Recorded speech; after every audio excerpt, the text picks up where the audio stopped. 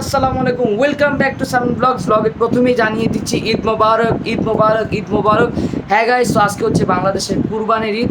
So আপনাদেরকে ছাড়া আমি ঈদের কল্পনাও করতে পারি না। সো এবার আমার আম্মু বাবা হজে গিয়েছে, যেটা আপনাদেরকে আমি আগে জানাতে পারিনি, তো আমি আমার এই ভিডিওর মাধ্যমে জানিয়ে দিচ্ছি। তো এবার ঈদটা আমরা ঢাকায় একাই কাটাচ্ছি আমাদের ফ্যামিলির সাথে। সো আজকে হচ্ছে বাংলাদেশের পবিত্র ঈদুল আজহা। তো পবিত্র ঈদুল আজহা ব্লগ নিয়ে আমি ইসফার আপনাদের সামনে সামিন ব্লগস থেকে উপস্থিত হয়েছি। তো আজকের এই ভিডিওতে থাকছে টুকটাক আমরা কুরবানির ঈদে কী করলাম। যদিও কুরবানির ঈদে বেশিরভাগ পুরুষরা ব্যস্ত থাকে এবং ছেলেরা বেশি ব্যস্ত থাকে, বলতে গেলে একদিনের কষাই সবাই হয়ে যায়। আর মেয়েরা এখান দিয়ে তারাও কাজ করে, বাট তারা একটু ফ্রি হয়, কিন্তু ছেলেরা বেশি কাজ করে। তো কুরবানির ঈদ আমাদের জন্য একটু কষ্ট হলেও এটা আমাদের একটা উপহারের দিন। তো এই খুশির দিনটাকে আমি আপনাদের মাঝেও বিলিয়ে দিচ্ছি, আমার খুশিটাকে আপনাদের সাথে শেয়ার করছি। সো গাইস, কথা না বাড়িয়ে আমরা আমাদের ভিডিওটিকে কন্টিনিউ করব। আসসালামু আলাইকুম ওয়া রাহমাতুল্লাহি ওয়া বারাকাতুহু। তো অনেক দিন পরে আমার সামিন ব্লগস অফিসিয়াল চ্যানেলে একটা নতুন ভিডিও নিয়ে আসলাম। তো আমার এই নতুন ভিডিও শুরু হচ্ছে আজ ঈদের সকাল দিয়ে। আজ হচ্ছে বাংলাদেশের কুরবানির ঈদ, আলহামদুলিল্লাহ। তো আমিও নেমে গিয়েছি আপনাদেরকে আমার ছোট্টখাটো একটা ব্লগ শেয়ার করার জন্য। তো ফজরের নামাজ আদায় করার পর এখন আমাদের প্রিয় পশুটিকে আমরা গোসল করাবো ইনশাআল্লাহ। এরপরে ঈদের জামাতের পরে আমরা পশুটিকে কুরবানি দিব। তো আমি মাত্র ফজরের নামাজ পড়েই বের হয়েছি।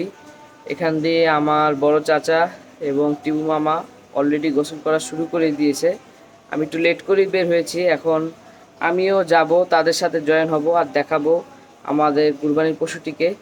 তো আপনারা একসাথে ঈদের পরে চাঁদ রাতের ব্লগ এবং ঈদের ব্লগটি পাবেন। তো আমাদের চ্যানেলটিকে অবশ্যই লাইক, কমেন্ট, শেয়ার, সাবস্ক্রাইব দিয়ে পাশেই থাকবেন। আসসালামু আলাইকুম। তো গাইস, এখন আমরা দেখতেছি যে আমাদের কুরবানির গরুটিকে গোসল করানো হচ্ছে। তো এখানে আজকে যে পশুগুলো কুরবানি হবে সবগুলোকেই গোসল করানো হচ্ছে। আমি এখানে দাঁড়িয়ে দাঁড়িয়ে ভিডিও নিচ্ছিলাম।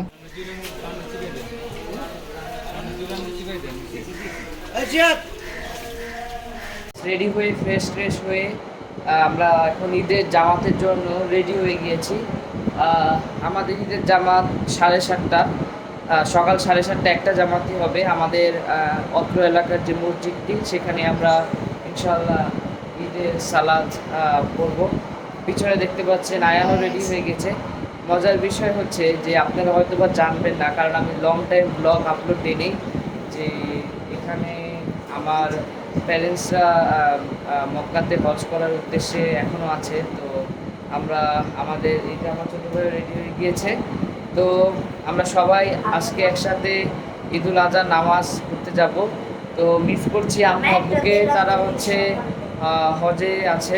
তো এখন আমরা রেডি হয়ে গিয়েছি আর আমরা মসজিদের দিকে যাব ঈদের নামাজ আদায় করার জন্য। সো গাইস, কথা আর বাড়াবো না, যেহেতু কুরবানির ঈদ, খুবই ব্যস্ত, আমরা সবাই ব্যস্ত থাকবো বাংলাদেশে। কারণ একটা পশু কুরবানি দেওয়া অনেক কিছু ঠিক করতে হয়, অনেক কিছু প্রেফার করতে হয়। তো এখন আমরা কথা আর বাড়াবো না, মসজিদের দিকে যাব, ঈদের নামাজ পড়ে ইনশাআল্লাহ আমাদের গরুকে কুরবানি দিব। তো আপনারা সবাই দোয়া রাখবেন। আবারও আমাদের সামিন ব্লগসের পক্ষ থেকে আপনাদের সবাইকে জানাচ্ছি ঈদ মুবারক। নামাজ আদায় করা শেষ, আর আমাদের যারা গরুটা কাটবেন, যারা কষাই আছেন, তো তারা অলরেডি চলে আসে। তো এখন আমরা আমাদের বেশি আর দেরি করব না, ইনশাআল্লাহ আমরা আমাদের গরুটাকে কুরবানি দিয়ে দিব। তো আমি টুকটাক কিছু ক্লিপ নিব কুরবানির। তো চলেন দেরি না করে গরু সামনে যাই এবং দেখি গরুটাকে কুরবানি দেওয়া হবে। এখনই আমরা তাড়াতাড়ি ফালিয়ে দিচ্ছি, তাড়াতাড়ি আমরা কুরবানি দিচ্ছি। অন্য সব মানে গরু কুরবানি দেওয়ার আগেই আমাদের এলাকায় আমরাই ফার্স্টে দিচ্ছি। তো ইনশাআল্লাহ এখন আমরা সামনের দিকে যাব, আপনাদেরকে দেখাবো আমরা কুরবানি কিভাবে দিলাম।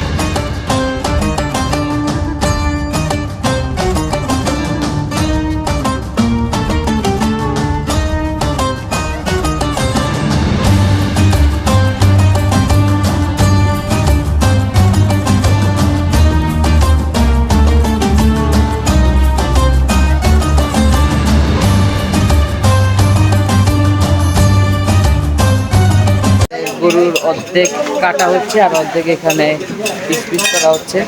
আর আমি এখানে দেখতেছি যে কীভাবে কাটে, ফিউচারে ট্রাই করবো।